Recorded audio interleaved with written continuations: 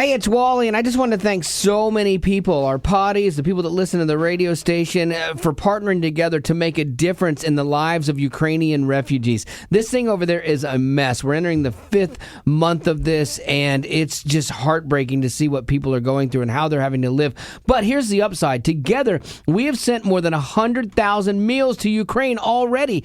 These meals are being distributed by 3,500 pastors who are risking their lives every day to minister to these families and get them the food that they need. So if you've given, thank you so much. Now, we're down to the last couple weeks of the month, and how cool would it be to up the ante here and send another 50,000 meals by the end of July? I know it sounds like a lot, but at 25 cents a meal, that's not a lot, and a little bit from each of us can go a long way. I know I've already done my part because I'm never going to ask you to do something I won't do, but think about it. $100 sends 400 meals, and then if you roll that out and do $500 or $1,000 gift, imagine the impact that you're having. So if you want to get involved, you've seen all the hardship and the heartache and thought, man, I wish there was something I could do. This is something you can do. Just join us by texting Wally to 91999. That's Wally to 91999. And the cool part of this is, man, you get to be the answer to a mom's prayer as she's wondering how she's going to feed her children. Again, text the word Wally to 91999. Welcome to the Wally Show Aftercast. Those things we did not get to during the course of the show today. And buckle up, Buttercup. We have got a lot of stuff to get to. We do? Yeah, a lot of some fun audio stuff, a serious thing,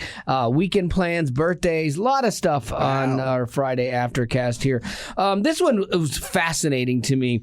In the pro-life, pro-choice debate after the reversal of Roe v. Wade continues, about a month after this happened, some Congress members urged Google to limit the appearance of pro-life clinics that would come up in abortion-related searches. So you had some Democrats that were like, hey, wait, people are looking for abortions and options are coming up that we don't like. Telling people that maybe you don't have to have an abortion, So they complained to Google and were like, hey, we don't like this.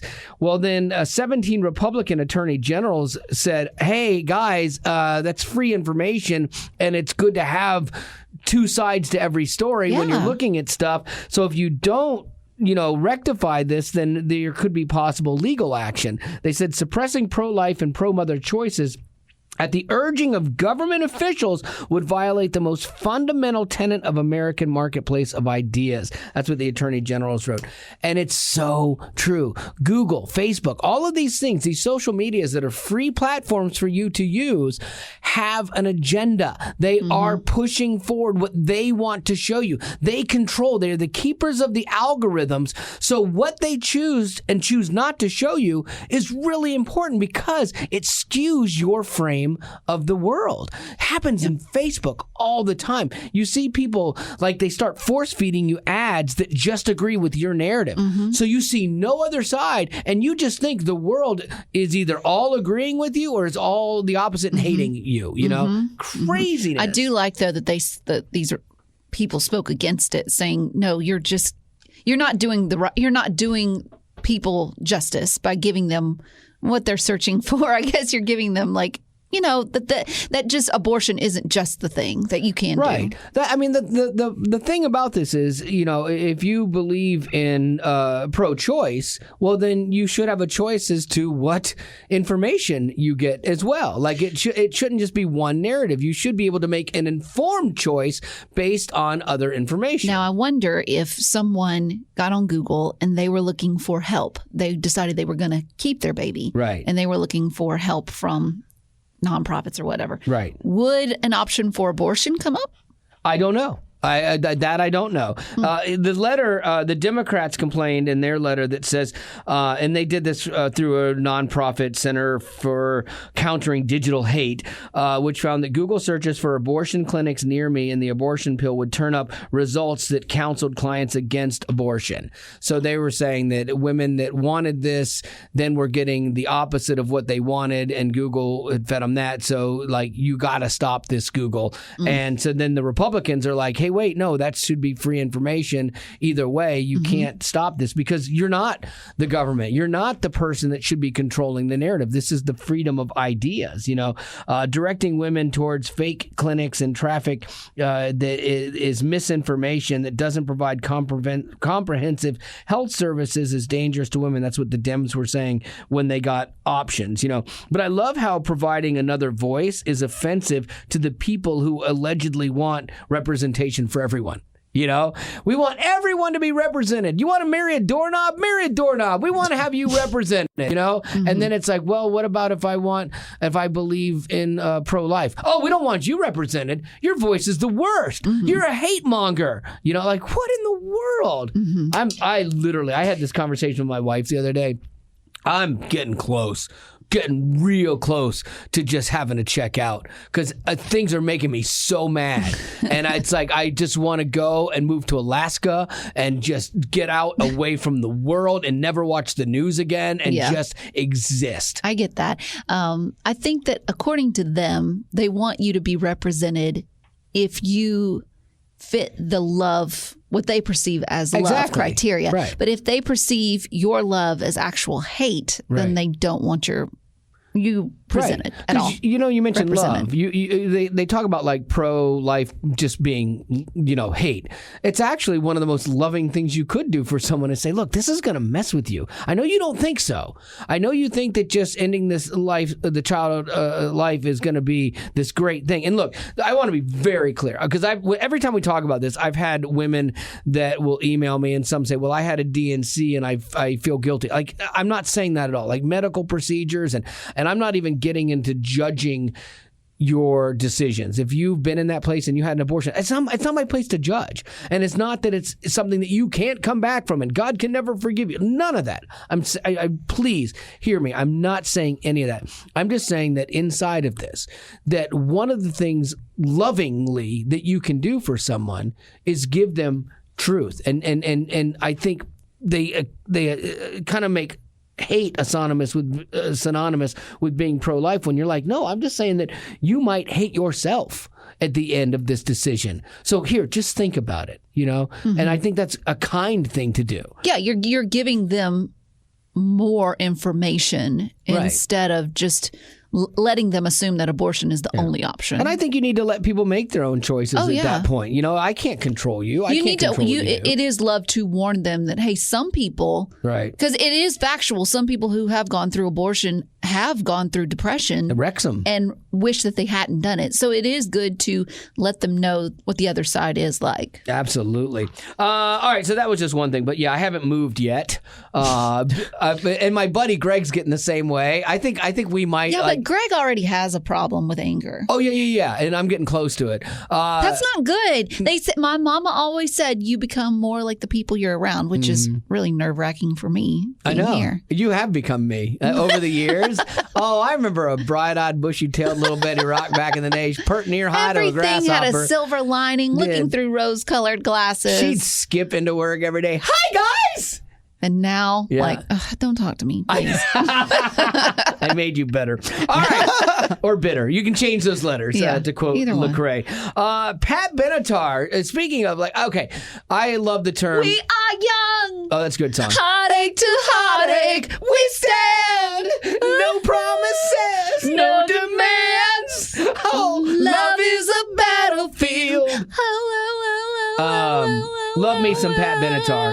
But think... We are strong. You actually kind of sounded like her at the end there. No one can tell us we're wrong. Nice.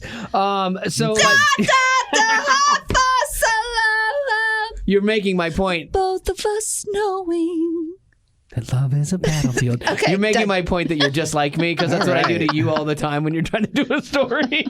See, we're cut from the same cloth. But I like the term political overcorrectness, and Pat Benatar, I think, is getting politically correct. Her heart's in a good place, but I just think it's misguided. She did an interview with USA Today, and she said... that I am no longer going to do "Hit Me With Your Best Shot," that song, live anymore. This song here. Hit me with your best shot. Why don't you hit me with your best shot? She will not perform it anymore. She said, I have to draw the line. I can't say those words out loud with a smile on my face anymore. I'm not going to go on stage on a soapbox. I go to my legislators, but this is my small contribution to protesting gun violence. You're like, nah, it's not a song about gun violence. It just had the word shot in it. I always thought, if anything, it would be more towards representing women who are physically abused. Right, and that you can overcome this and stuff. But again, this is where you get so politically correct that you lose your way. You're like, okay, it has the word shot. Guns do something called shoot. So I need to, and it's the past tense of shot, of shoot, says shot, and people get shot. So let me just take that out of my vocabulary. Now, let me play devil's advocate Please here. do. We don't know what she's personally witnessed or been through. Maybe she has a close friend or a relative that's actually been involved in a mass shooting, or she has some fans that have reached out to her and said that this is something that they have dealt with. I would have thought she would have mentioned that, but she didn't. Well, maybe we don't know the full interview. Maybe I don't care. Oh, well, therein lies an issue in itself. But I'm saying it comes in our faith too. We all have these things that really lay heavy on us, and we feel like we need to not do it. While as others, their convictions don't really line up with that. But it doesn't mean that we're not both Christians. Yeah, and but here's the thing. Like, I don't think you're changing anything. Like, you're not doing anything. She's making herself feel better maybe about it. I don't know. It's not like it's going to make a difference. I see what you're saying. Like, why did it even get brought up? Right, because you're taking something out of context. We do that in the Bible all the time. But like, if you think about it, you're like, okay, well, sorry, Bon Jovi, you're out too. Shot through the heart. Oh no, that one's even more literal. A bad name. Or how about this one, Billy Joel? Because you had to be a big shot, Big shot. You had to. Billy Joel's out. Then let's get rid of Hamilton. I am not throwing away my shot. I am not throwing away my shot. Again, it's a word. It's not talking about shooting somebody. And Hamilton was about shooting somebody. That's the whole. So if anybody should be stepping down and saying, I'm not going to sing it, it would be, what's his face? Yeah, Lin-Manuel Miranda. Now, there is this one. I shot Sherry. Okay, Eric Clapton. We can't. Look, that was definitely referring to a gun. Yeah, and shooting an actual person. If you got to make a point of this, that's when I go, you know what? I see that. We can take that one off the list. But I do see what you're saying, because, I mean, if she's standing up and saying, if Pat Benatar is saying, I'm not going to sing that song anymore, are there going to be other people like these that you just played that are going to be like, you know what, I probably shouldn't sing that song either? And then it's just going to get insane. It's so hard because I feel like the horrible person in the room when, you're like, you're being oversensitive. There's no need to do this. It's silly. But then she's doing something that she thinks is good for victims of gun violence. So it's hard. It feels hard to judge that. Yeah, it's like you don't have a place to say. Yeah, you can't share your. Not going to stop me. Sure. I'll still judge it and everything. But but it definitely feels weird. It's kind of like we have this thing that they're wanting to institute here at work. Trying to think who at work listens to the Aftercast. I don't care.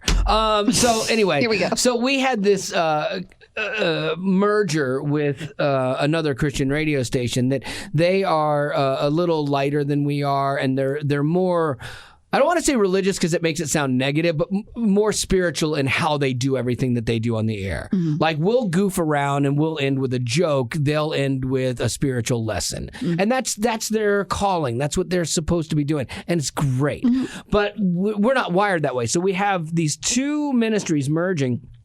And the head of that ministry is now the head of our ministry. And so he's bringing over things into our ministry that they do. And so, like, they have like a weekly, now it's a bi-weekly prayer meeting thing. And so one of the pastors on staff will do a devotion, or someone from the company will do like a 15-minute devotion. Then you break out and you pray for the prayer wall and pray for each other and blah, blah, blah.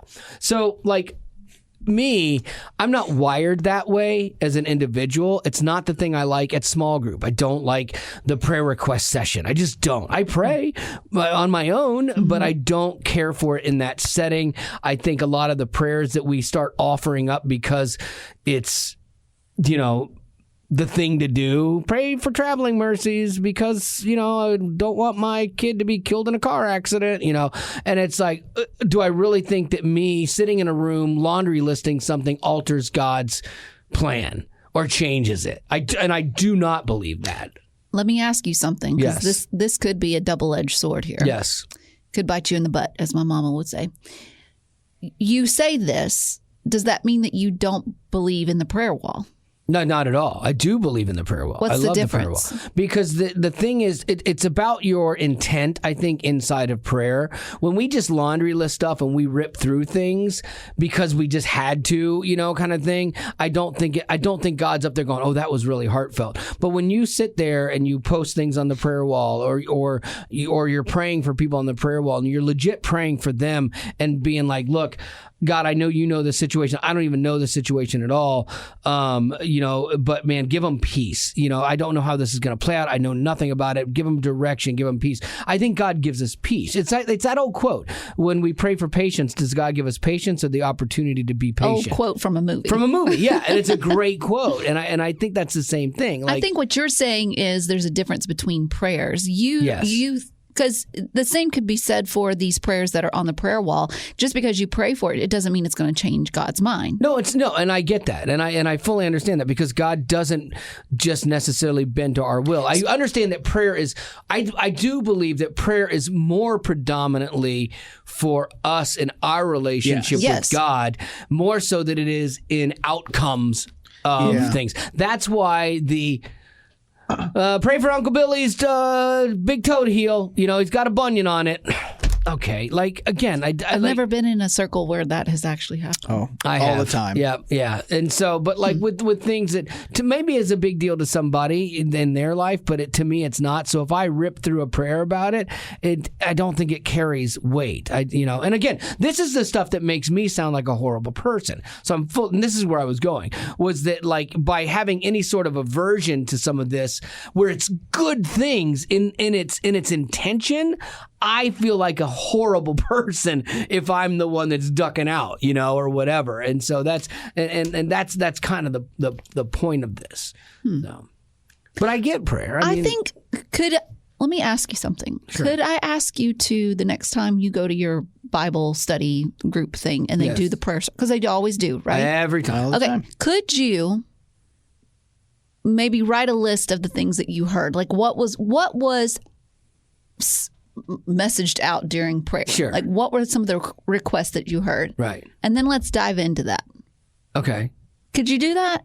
Let's talk. Well, you don't have to get specific. Right. But if it's about if you hear one that's about my Right, grandma's if it's silly bunion stuff. just burst Well, open. And when all I that say stuff. silly stuff. But I would like to hear what some of them are, and then go through that. And again, and some of them are not like nothing. They're like, hey, my sister's cousin has a friend that has spina bifida and she's hurting or whatever.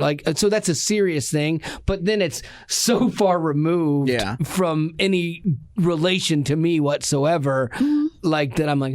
But do you have then tiers per se, like tiers of what's important in being worthy? That's of the being hypocrisy of prayed? it. I do. Because And- if we're gonna, right. putting things into tiers, Right. is probably something that God doesn't do, Right. when it comes to what He cares about. Because in that situation, no matter how far removed they are, you can still pray that they experience peace, because these people on the prayer Right. wall, you don't know them from Right. Adam. Okay, now let me point this out, though. You talk about ranking prayers as to importance. I actually do that. Absolutely. But I'm not a hypocrite in the sense that I don't do that with my own prayers.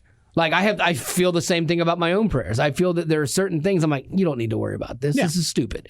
I'll take care of it. I You think, equipped me with a mind There you go. and action, and I don't need to be relying on you to do everything for me. You built me as a person to do things. And so I'll give my own prayers a hierarchy, and so I'm not a hypocrite in that respect, but I do understand that none of this makes me sound like a good Christian. But I think that what you're saying is probably what a lot of people don't choose to say when you're in a small group and you Right. hear something. Like when I'm in youth group on Sunday mornings. Right. Assuming none of them listen to this. There are some stuff that ones they throw out where you're just like, okay. Right. And then it's weird whenever like the 12-year-old hits you with something really deep and you're like, whoa, shoot. Like, didn't know you had that going on in your life or that you were willing to share that. It's very odd. But then, the next one is so-and-so's grandma's dog. And you're like, oh, no, okay. But that's important to them. Right. And them being willing, especially like a stinking 10-year-old being willing to explain something and share that with you and want you to pray about it. I'm like, okay, I can applaud the parents who have raised a kid who is willing to ask for prayer for the little things. Right. And again, that's where I understand in theory, that's some good stuff, Like Betty Rock, you're the small group leader. So let's go around the room here, okay, and start with Gavin and ask if he has any prayer requests. We're going to do a little theater here, okay? Gavin, do you have any prayer requests? Oh, yeah, I've got stuff going on in my life. Okay. I pray for my dog Jasper to learn how to be just nicer at home. That's me. Sorry. Okay, now ask me. Wally, do you have any requests? Absolutely not. Next. Like I don't ever expect anyone to pray for my things that I got going on. I never say anything. Cuz I don't feel like it. Like I just don't. It doesn't. It's not important, but it's not their problem. Yeah, but for some people, it is a part of being in a community is that you can share things as just hey, this is happening in my life. Right. But sharing something that you're almost inviting them to or asking them to pray about is a way to almost make it a trifecta of a relationship of you, me, and God. And that's what I'm looking for. This one. In a way, it's kind of like what you say when we're doing our support drive. You say that, kids would call in and want to give their money. Right. And you used to tell them, no, don't do that. Right. But then you started realizing, wait a minute, this is their way to help and it makes them feel important and it builds their faith. So Right. yeah, you let them play a part. Sometimes, like what Gavin was saying, prayer is supposed to be a very important part of our lives as Christians. Now, I think we can all three say we're guilty of it not being that important. Right. But to some, it is. And so they want to practice that side of their faith, or they want to feel like they are helping you because you are part of their community. And if you share something that you could use some prayer for, that helps them feel like they can help you in some way. So in a way, not sharing, would that be considered pride on your side? Yes, I could see how you could make that argument, but or a lack of you wanting them to be a part of, not part of it, but like a lack of you. And I think it all goes back to like your thought process on me asking you to say this to God. Right. God's not going to. Right. I can do it myself. Yeah. Like I'll do it myself. If it's really that big of a deal, I will go and lament and fall on my face before God for something. Now, if you knew Marty or Haley was going through something really serious, and you're there at the Bible study and they asked, do you have any requests? What would you say? I'd say, next, I'm good. I wouldn't. I just wouldn't. Like and I know that might sound crazy to people, but why? I don't know. Like, because I would pray for it, and is it awkward for you to have others pray for you? Because you have said before in the past you didn't like. I think Farron one time. Oh, yes. He laid hands on you or something, and you didn't like. So maybe that's what it is. Farron, really, what it comes down to is you just don't want to be the center of attention when it comes to prayer. Our old boss Farron is such a good man, and one time about something, he's like, you know what, we're gonna circle around you. I'm like, oh gosh, please no. And then, if you can't get right in here, raise your hand towards him, which I'm like, doesn't do anything. You don't have Jedi powers. And then he's like, I'm going to lay hands on you. And I'm like, all right, dude, look, the rule is if you're going to lay hands on me to pray for me, you have to put your hand in my back pocket, because then we're both going to feel awkward, like it's just weird. So is that maybe the issue? There's part of it. Yeah. Like I don't feel like you like to be the center of attention everywhere except. But not in that stuff. No, absolutely. Situation. I don't. Yeah, absolutely. And because in some way it's between you and God. Yeah. Or because it is between you and God. You're more private when it comes to your spiritual life. And so you don't want anyone involved. For sure. And if I had a need, like here's the thing. Like if there was something going on with Marty or Haley, and one of those people had some unique skill inside of this, like say it was, I don't know, like cancer or whatever, and one of the people is a cancer doctor, like, or just a doctor. Like, I would go to them and go, hey, she's dealing with this. Do you know, like, and this is where I'm probably a horrible person again. Like, do you know, like, anything that could help her out to get through this, kind of thing like that. And I would expect, like, oh yeah, here, like, try these vitamins or try this and try that. Like, I would go on that level, but like, I wouldn't go to them and go, boy, she's got this thing going on with cancer. If you could just pray for her, I'd appreciate it. Like, I wouldn't do that. Really? But my wife does that. Yeah. Like, she does that with people all the time. She's like, when she was terrified to get on this plane, this tiny plane, she's terrified of it. She like put it out on Facebook that she was scared, and then my sister did this like prayer thing, and then Marty read it, and then it was night and day. She like walked over to me and goes, "Okay, I'm good now. Let's go." I'm like, "Okay, let's get you on the plane." So because you don't want to be the center of attention in the on your spiritual side of life, right? This is my psychology degree. Good coming in. That doesn't mean that everyone else should be that way. It's almost like that's your truth, so everyone else should cater to your truth. Some people want their spiritual lives to be more open and honest, right? And they want people involved. But does that mean that everyone has to cater to your feeling awkward? No. And that's why I shut my mouth during prayer requests, and I don't say anything. Like I get it. Like, if that's what you need, and you need to go around the room and pray for Aunt Betty's cousin's dog, okay, that's fine. Like, do it. Like, I'm not a jerk.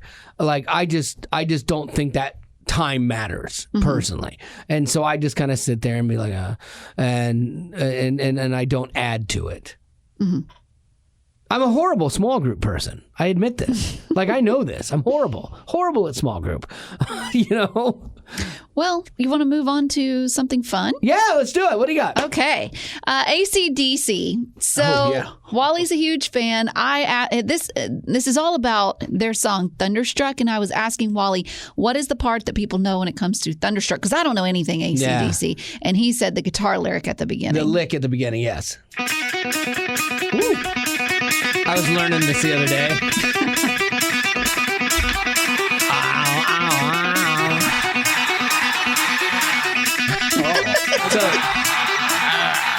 And Angus can play it with one hand. Like, I still have to use a pick, but he goes like, he's a showman. So that's what, if someone says the song Thunderstruck, that's what you think of. Right. So let's go to the last bit of audio. Okay, sure. So there is a woman, a Chinese woman. She plays a string instrument called a guzhen. And I'm sorry if I'm saying that wrong. Guzheng. I'd like to play this, whatever it is. Anyways, she took it upon herself to learn Thunderstruck like you did on the guitar. But she's playing it on this Chinese string instrument. So see what you think.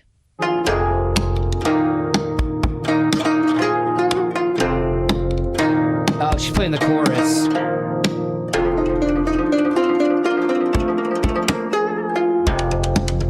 Pretty. Yeah, it's pretty. It's amazing watching her do it. This is what the original sounds like.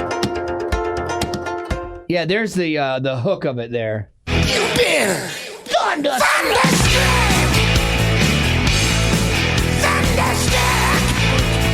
Yeah, Thunderstruck! Just want to clear my throat. Oh, yeah, Brian Johnson. I don't know how he even has a larynx anymore, man. You've been Thunderstruck! Does he still tour with them? Yeah. I know them more from the shorts wearing guy with the tube socks. That is Angus, the guitar player. Okay, he looks like he's like out of his mind when he's playing. Oh, yeah, and his brother Malcolm's dead. Well, that was a... How about that? Fun fact. Yeah, fun fact for the room. Goodness gracious. All right. You want to do some birthdays? Yeah, I Let's guess. go. On that note, Let's do some birthdays. Bring it. With the B-Days. All right. Let's see. Tomorrow, Maddie is celebrating her birthday. Mom, Dad, Will, Evelyn, and Kai want to wish her a happy birthday. Nice. She's turning 14 years old. Happy birthday. Said you hardly ever see her without a book. She is smart, funny, and a beautiful young lady. New birthday, Nice. That's bad.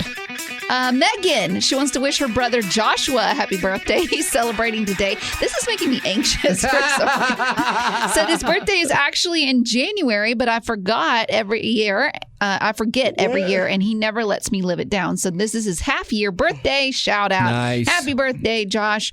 Question, if you could be a sidekick to any superhero in the Marvel or DC universe, who would you pick and why? Boy, this is right up Gavin's alley for sure, because I'm not 100% sure. Well, I guess if you say Marvel and DC, that's everybody. They have so many fringe, weird superheroes I'm gonna be now, honest right? with you. When it comes to superhero movies in the Harry Potter series and the Lord of the Rings. whatever, I am out. Like I am out. We know. I can't stand them. I used to be able to keep it square when it was Superman, Batman, Aquaman. Okay, throw in the Wonder Twins, whatever. Wonder Twins. Wonder Woman? No, Wonder Woman. Then you've the got Wonder Twins? Iron Man. The Wonder Twins was a cartoon from the Justice League. And then you've got like Captain America. Like that's all I can keep track of, you know. And then you've got all these other ones. Well, Thor. But yeah, then there's too many now. Yes, I personally think that we are oversaturated on the Star Wars front, the Marvel front.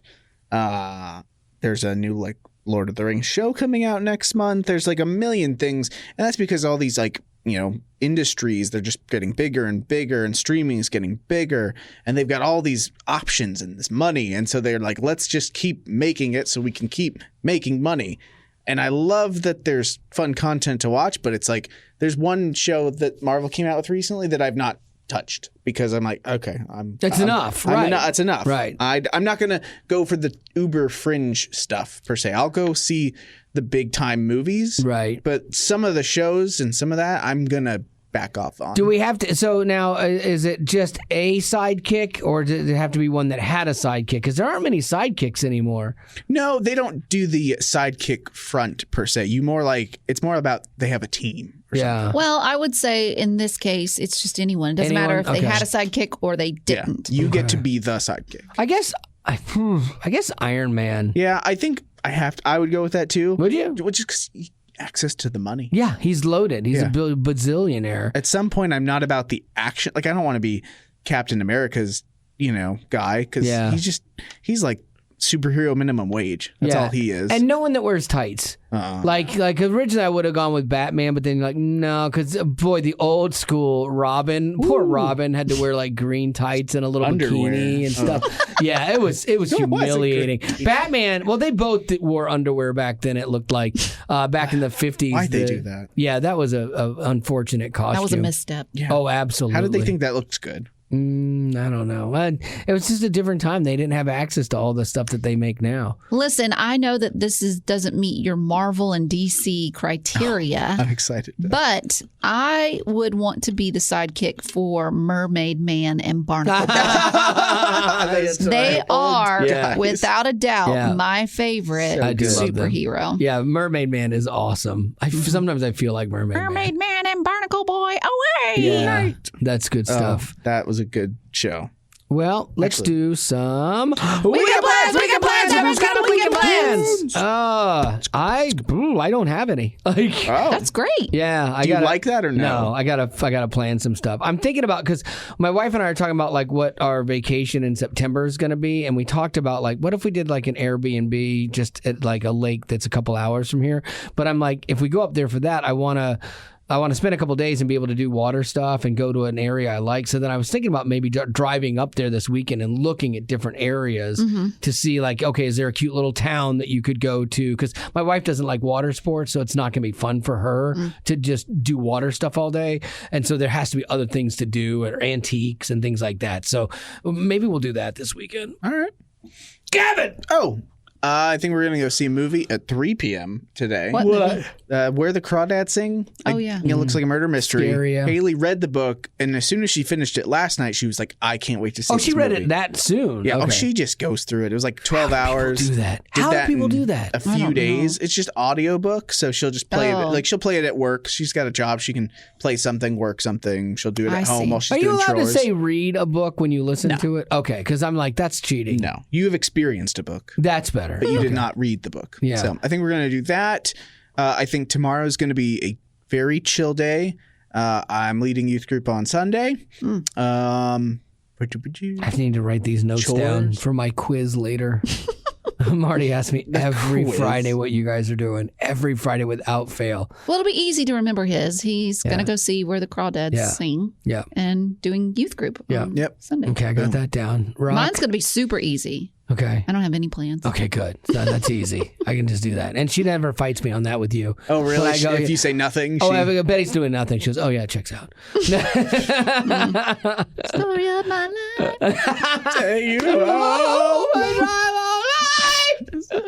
So good. All right, well, that's going to do it for your Aftercast, and we will do this thing all again over on Monday.